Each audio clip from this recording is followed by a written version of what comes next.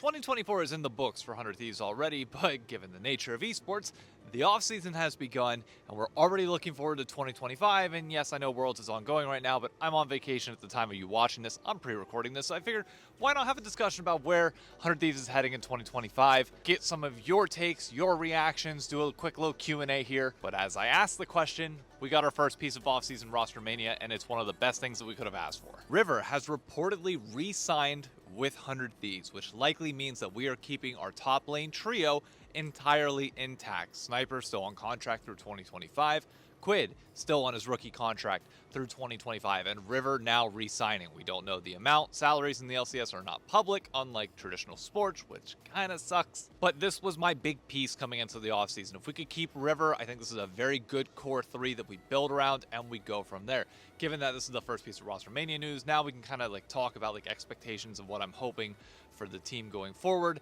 I know some of the players follow me. Apologies if this video comes off a little bit interesting. It's not always fun whenever you ask for roster changes, job changes. I actually found out that Chris Greeley, the former LCS commissioner, now works with Riot Games. He saw my video asking about role changes at Riot, and I always get weary of it now, but I can't hold back. That's the whole brand that we got going on here. Tomo is a free agent coming into this as of November 9th, I think, give or take. Just after Worlds, he will officially be open to the market for anybody to sign. But for support, Ayla still is on contract. That said, I would personally be fine with moving on from Ayla. He might be good for the vibes of the team. Apparently, he's got a very big brain, and he pulls a lot of weight behind the scenes. But on the Rift, it is very clear that we need a better shot caller for this team, and we need somebody that also has the mechanical skill to be able to keep up with some of the top supports like Busio, like Core JJ. Busio got night and day better the minute that Mithy showed up at FlyQuest, and it's exactly what he needed, what we weren't able to provide him last year at 100 Thieves whenever he was with Double Lift. He even had a rough spring split as well this year, but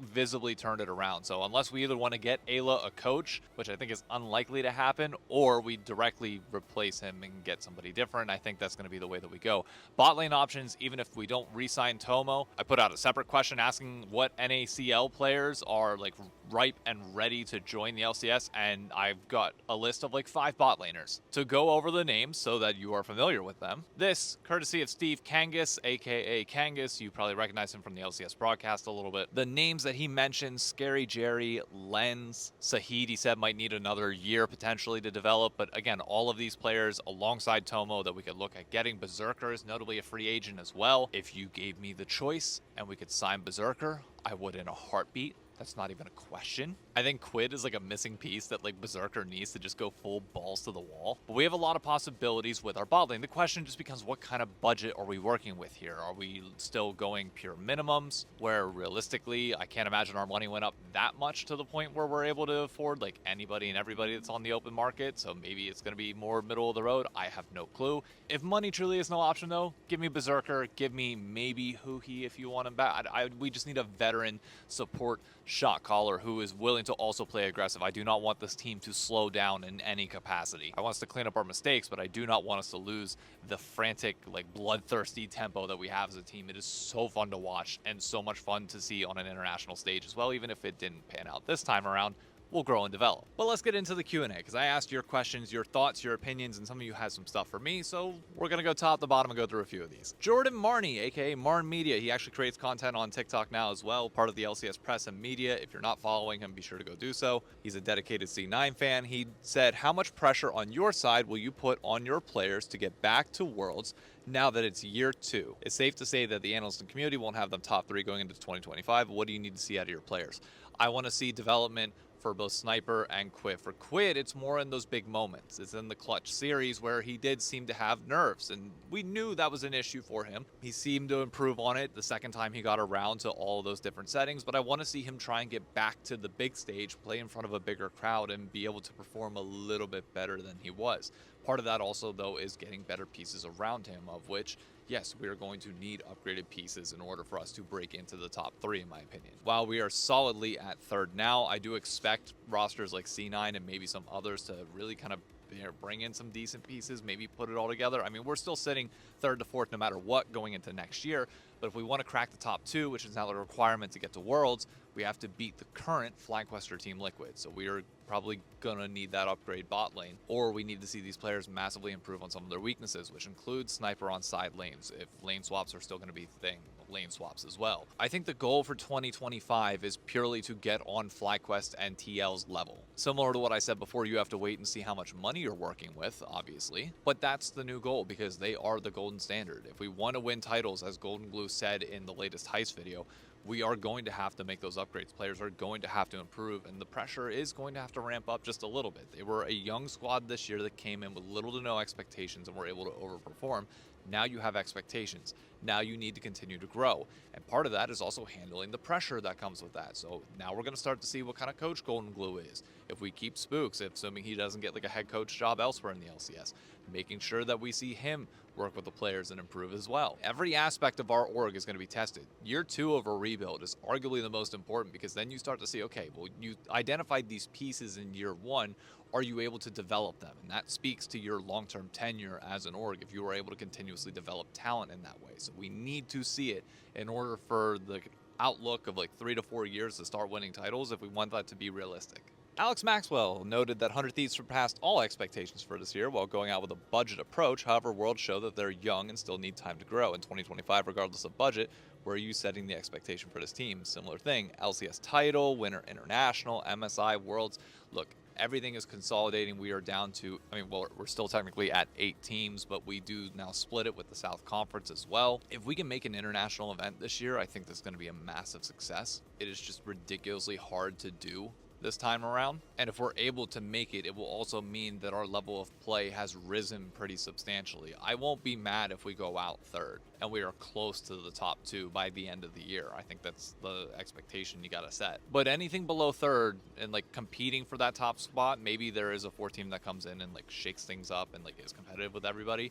Fine. But I also do notably want to see us have a much better regular season. Our summer regular season was marred by the roster change and kind of things taking a downhill turn. We weren't even competitive with teams like Dignitas during the regular season. So I want to see us like really level up, provide that entertainment. We'll get into the content front in a little bit, but that's where my head's at. Starion just simply tagged Noah Lyles. I don't know how possible it would be to get this man in 100 Thieves content, but he really should be there at some point in time. Maybe he can like come in and hype up the video for winter and like help announce the roster in some way. There's got to be a way that you can work Noah Lyles into content if he's willing to do so. I don't know if he'll have like an appearance fee or if he'll just do it because he genuinely loves 100 Thieves.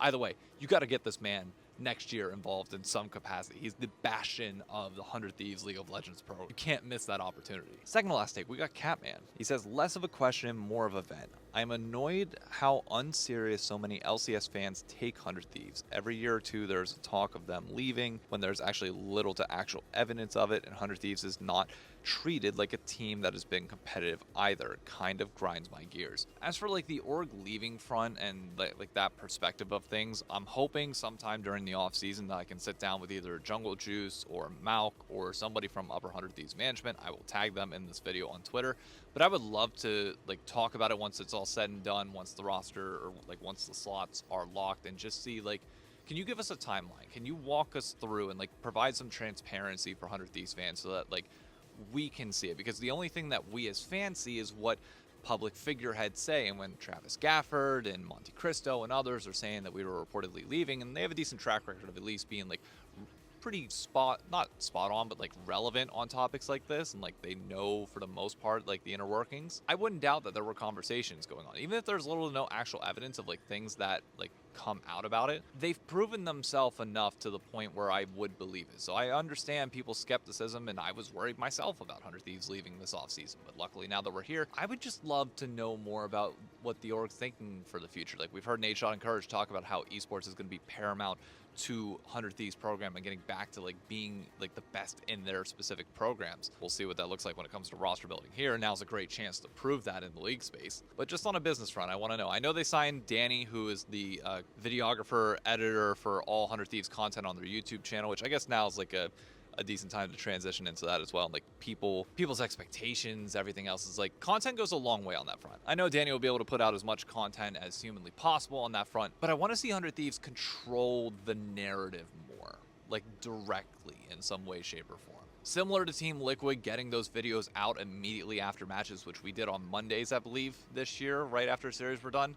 great start. We want to see more content from there. We want to see just more people interacting from the org in a public basis as much as humanly possible. Like, what I would love to do is we have all these new content creators with 100 Thieves. Well, it's not even new. I think we're actually coming up on a year now since they joined. I want to see like them learning about League of Legends, them being introduced. Like, if the whole point of the org is to get back to esports, I want to see every facet of 100 Thieves learning about itself. The COD creators starting to get in to League of Legends. Same for the Valorant pros. We actually just saw a video on the channel which Cryo's acting interesting, like double lift level porn acting. But it was cool to see the Valorant it was cool to see a video on the Valorant channel of like 100 Thieves League of Legends players taking on the Valorant team. And I'm expecting a video on the 100 Thieves League channel of like how many people does it take to beat Quid in League, whether it's a 1v1 or like the actual full game itself. I don't know, like there's a really interesting concept to be had there that I think has been done before in other videos, but it's just cool because it, like, the point of that isn't to like have this brand new idea, it's to cross-pollinate the different fandoms within 100 Thieves and get everybody used to each other. More watch parties, more in-person events, like do more things to get yourself out there in the conversation. When it comes to the broadcast and like Catman's original point here, fans and analysts really take note of like perceived effort that people are putting in. I think it's why so many people took 100 Thieves serious at the beginning, at least from the fan side. I know there were issues historically about like how much analysts talked about 100 Thieves given like natural bias for C9, CLG, TSM, etc. 100 Thieves is like one of the faces of the league now, and you got to put yourself in those conversations. You got to show people that you care beyond just like building an initial roster. Like, it's like, unfortunately, esports is so much more than that. It is an entertainment product, and you need to show people that like you got it all around. I made this reference in the last video, but like think about who your 100 Thieves League co-streamer is. FlyQuest has LS, TL basically has I Will Dominate and has a bunch of other creators on the roster as well. C9, Sneaky, and Meteos. For now, we got nobody. So I just want to see us continue to develop and evolve the business and just, I don't know. It sounds weird, but literally shove it down their throats. I mean, that's what I do with content. You literally just shotgun it out there, and like at some point, people just can't avoid you. It will eventually come up in some way, shape, or form. So similar thing here. Overload us with stuff. But I think that pretty much covers all the major topics. A lot of it was just expectations, which I've already touched on. And I'm just excited that the ball is finally starting to get rolling. We are actually, like, believe it or not, only less than 3 months from 100 Thieves League being back on the Rift, which if you're like an NFL sports fan, like feels like nothing because like the off season for that is like 8 months. We're still waiting to see what the announcement of the format looks like. We're still waiting to find out what our bot lane is going to look like, whether it is going to be Ayla and Tomo again, whether we're going to change it up at all. All of that information should come out shortly after Worlds, hopefully, as everybody is finally like on the market. People can figure out what's going on, but we'll see. I'm excited for 100 Thieves 2025. When I have another update, when we have something else to talk about for 100 Thieves, obviously it will always be its own video here. But I just want to say thank you all again for an amazing year of 100 Thieves content. It seems like we really got some fandom building here. We got a few more 100 Thieves fans than we did at the beginning of the year, and hey, all it takes is 1 or 2 each and every year. We keep building it and we go from there. I've always said I would love to have like a 100 Thieves den here in New York City and have like a massive pocket of 100 Thieves fans that could just show up and show out at any time. That's the next goal. Beyond just content here, that's the goal. I want an entire bar in New York City filled up with 100 Thieves fans watching the match, everybody wearing merch in some capacity. That would be sick for 2025.